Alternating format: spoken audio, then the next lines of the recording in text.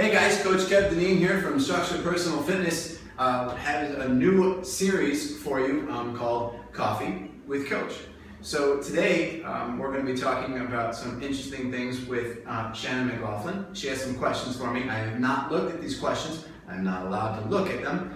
And Shannon has a background where she has an MBA, so I'm really looking forward to the questions that she brings to the table. In addition to her MBA, she also is recently certified as a trainer, and she's been teaching classes here. So I'm really interested to see what kind of questions you bring. So without further ado, Coffee with Coach. All right. What do you think is the biggest misconception with fitness for someone that's just starting out? That it's impossible. That what they've done before is the only way that it can be done, and that's why they failed, because there's only one way, and that trying again will ultimately yield more failure. For most people, I think that's the biggest misconception, is that it's so impossibly difficult. I think the progression is, understanding the progression is kind of step one, but getting past that first misconception of it's impossible, I can't do this. Like, most people can. Most people, I would say, are surprised at their own physiological abilities. And that takes intelligent programming, it takes intelligent coaching, all that other stuff, but that's the biggest misconception. Interesting. What do you think is the biggest challenge for people who work out, and how should they overcome it? That's a rather large question. The biggest challenge, I would say, for people that are working out would be to have some sort of balance within your programming. I notice a tendency for people to swing to one end. Either they want all strength, no cardio, all cardio, no strength, all yoga, all mobility, flexibility, and no strength or no endurance. So I think the biggest thing that people should pay attention to and focus on and worry about is that their program should include some sort of balance between realms of conditioning, of fitness, or mobility, flexibility. If you can squat 700 pounds, but you can't touch your toes and run, a tenth of a mile without falling over because you're so winded, you're kind of useless in other areas of life. You might be a world-class powerlifter, but and that's your goal, by all means. But I think overall, having a balanced approach, both from the programming, but also what could you do with your life? I think that's one of the biggest things I see. The biggest challenge, huh? What do you think is the most important thing for someone who works out 2 to 3 times a week to focus on? If they only have 2 to 3 times a week to work out? Well, first of all, only is a lot. I think for a lot of people, 2 to 3 times a week is a magic number. Depending upon their travel schedule, depending upon their sleep schedule, their work schedule, 3 times a week is ideal. Professional athletes will work out 3 times a week, and then they have their sport, right? So they're practicing their sport, which is why they're going to be in incredible shape. But they've also been participating in this for a number of years. What we lose in that lesson is working out 3 times a week and focusing on the nutritional limitations that you may have, sleep limitations, you may have hydration limitations, whatever your other limitations may be. Maybe it's other activities. 3 times a week is great. That's a sweet spot. If we get someone in here for 3 times a week, I'm like, you're going to see progress quickly. So I think the biggest thing to focus on for the 3 times a week people is, if they're already in there for 3 hours a week, 4 hours a week, great. Let's build off that. Now, how are they recovering? Right? Are they sore for 4 days and they're not recovering? How are they sleeping? Are they doing anything else?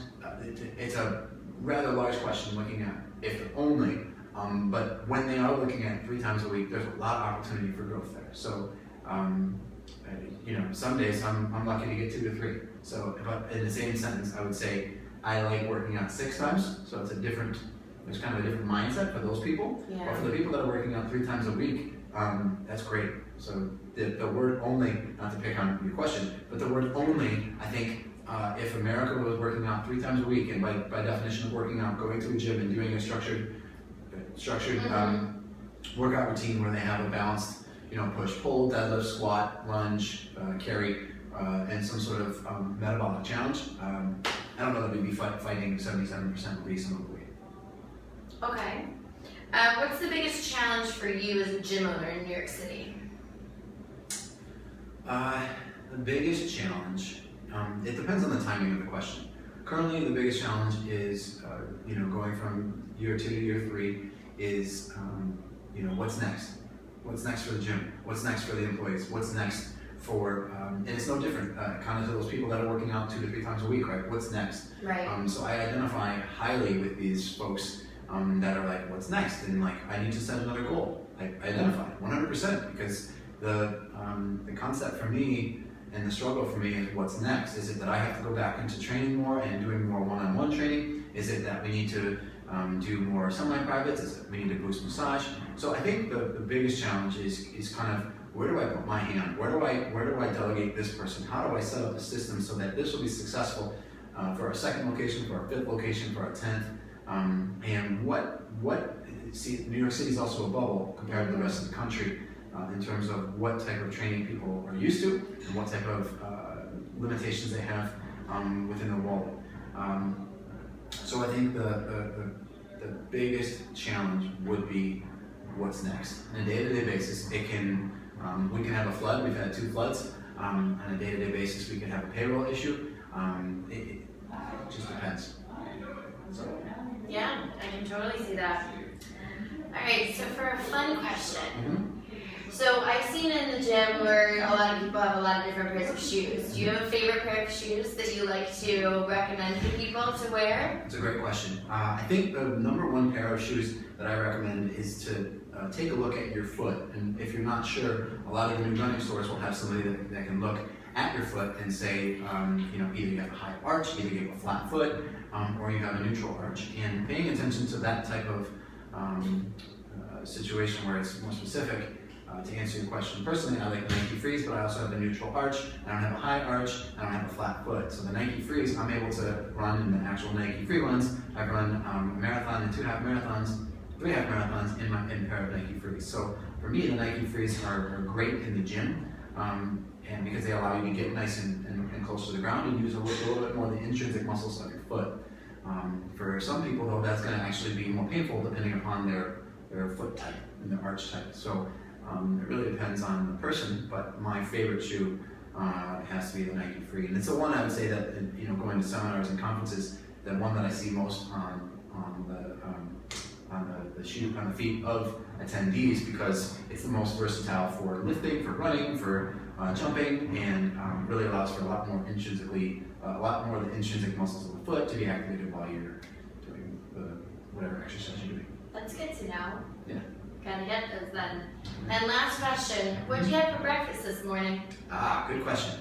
I actually had 8 ounces of grass-fed ground beef. I had 2 eggs over easy, and I had about 8 ounces of a mix of baby Yukon potatoes, fingerling potatoes, and ruby red, I think they're called, ruby red potatoes. I don't know. I did a little meal prep on Sunday afternoon.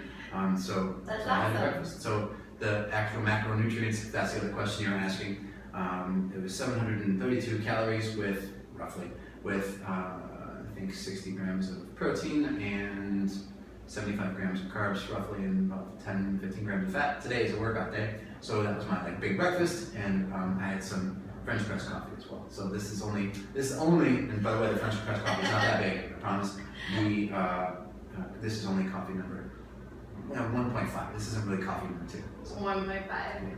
All right, cool. Well, thanks so much for having coffee with me. All right. So episode number 1 of Coffee with Coach, and stay tuned. Each episode will bring a different interviewer to ask fitness questions, nutrition questions, health questions, and we'll try to cover any other questions. If you'd like to interview Coach Kev for Coffee with Coach, please send us a message. You can find me on Twitter at Coach Kev, or you can just find us on Facebook at Structured Personal Fitness. Thanks, guys.